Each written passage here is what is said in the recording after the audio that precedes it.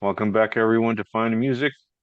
This is episode 388. I don't know if that number means anything to anyone, but I know what it means to us, and that is our leadoff episode for today with our leadoff man, Fred Whitlock.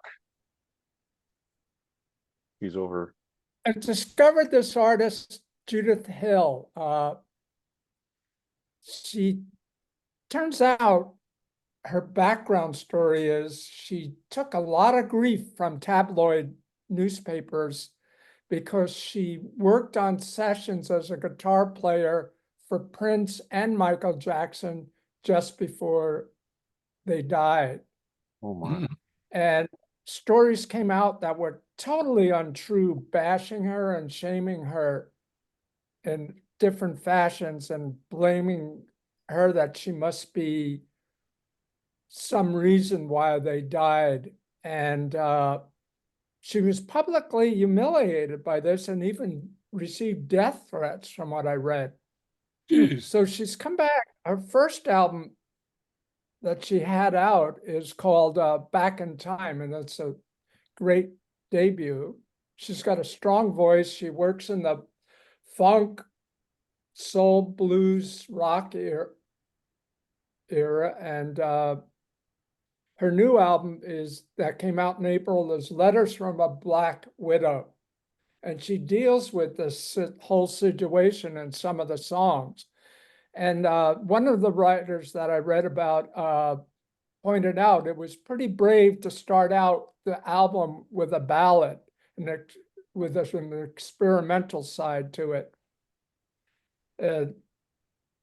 And it's a great album. It's got some great tunes. One of the bad ones is a killer tune. You can hear the whole album on YouTube. She moves from different styles and plays great killer guitar riffs, and her voice is just tremendous.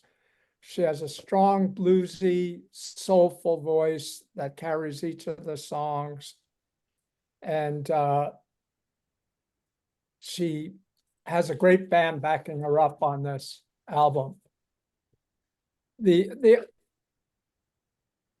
two other things I want to talk about is one is a book called 3 Shades of Blue.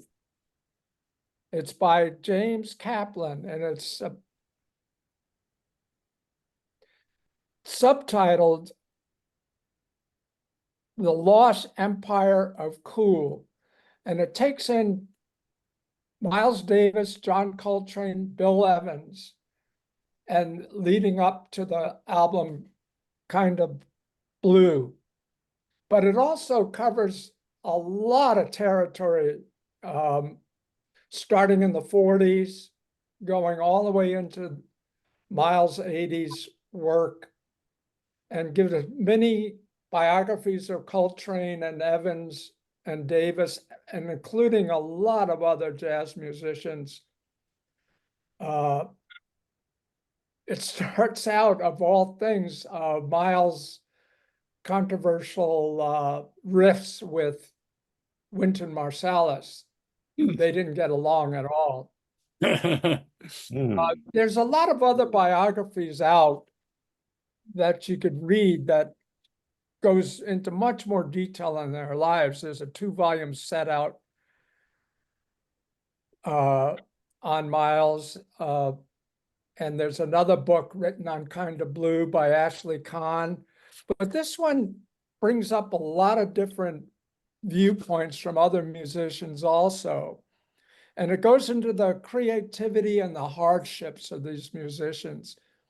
And it's Kind of Blue is considered one of the finest jazz albums around. It didn't get all that acclaim when it first came out. People just couldn't keep up with Miles' changes in music. Critics just, got too wrapped up in what they wanted and not what they were listening to.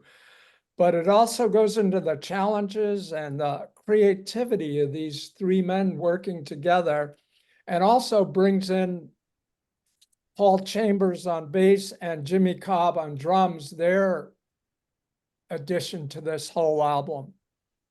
And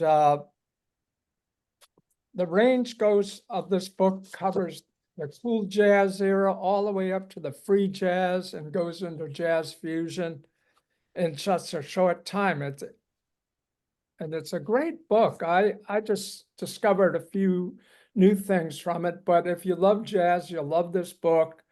He describes just what went on in the sessions of Kind of Blue and who they were influenced by when they were recording this and how the engineers and the producer worked with Miles on this and all the collaborations that went into it and some other Miles albums and how Coltrane went from jazz into free jazz and how Bill Evans had to put up with a lot of grief for being a white pianist in a black band. He took a lot of grief for that. Miles took a lot of grief for it, having a white guy in there instead of a black man.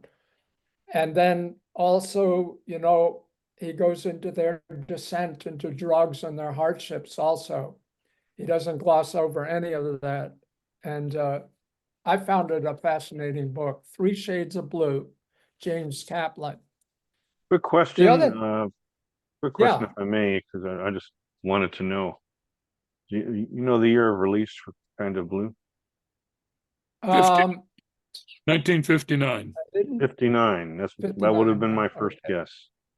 Yeah. All right, I just need a confirmation of that. Carry on, sir. The other thing I'd like to bring up is a documentary that's showing on Max and HBO.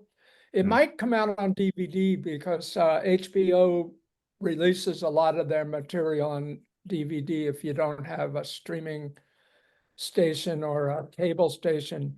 It's Stax, Soulville, USA. It's a 4-hour documentary on the label of Stax Records.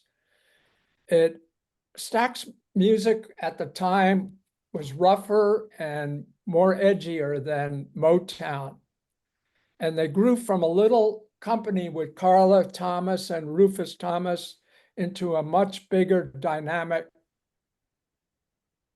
assembly. They had Sam and Dave, Otis Redding, Staples singers, Booker T and the MGs, the Barkeys. They put out in their lifetime of this label over 800 singles and 300 albums. And there's a lot of rare, unseen footage in this 4-hour documentary. It goes much deeper into the studio recordings, the process of recordings, how they work together, and the problems that arose during this incredibly racist time in America. It goes deep into the Black history of America and this label, how white guys and Black guys work together to create this incredible music together, and how their friendship just got them through these bleak times. There's a point in the film where Jim Stewart, the white owner of Stax Records, is walking out with one of the Black musicians, and a cop stops him and tells the Black man to step back into the hallway and let the white man walk out by himself. And he's also stopped in a car one time, I believe, with Otis Redding in the car, and the cop stopped them for wondering why a white guy is driving around with a Black man. And he had to come up with some story to get them out of the situation so no one was in any trouble. It goes into the Watts Stax Festival, how that got put together and how the label just kept growing. And then also the last episode goes in how the label fell apart and why. I had known some of the problems they were having, and there was another film. I was trying to find out what that film was called. It was about Stax a few years ago, and I knew they had problems with banks and stuff, but this goes into greater detail of the problems they had with Columbia Records and and how they got screwed by larger record companies that distribute them. It's a fine 4-hour deal, and I would recommend anyone trying to find this and watch it. It's a great piece of musical history in America. Okay. Woody. Okay. So I think you covered not one, not two, but three types of media. Yeah, Pretty sly, Fred. Yes, Pretty sly. kind of. I'm impressed. Very good, sir. Thank you.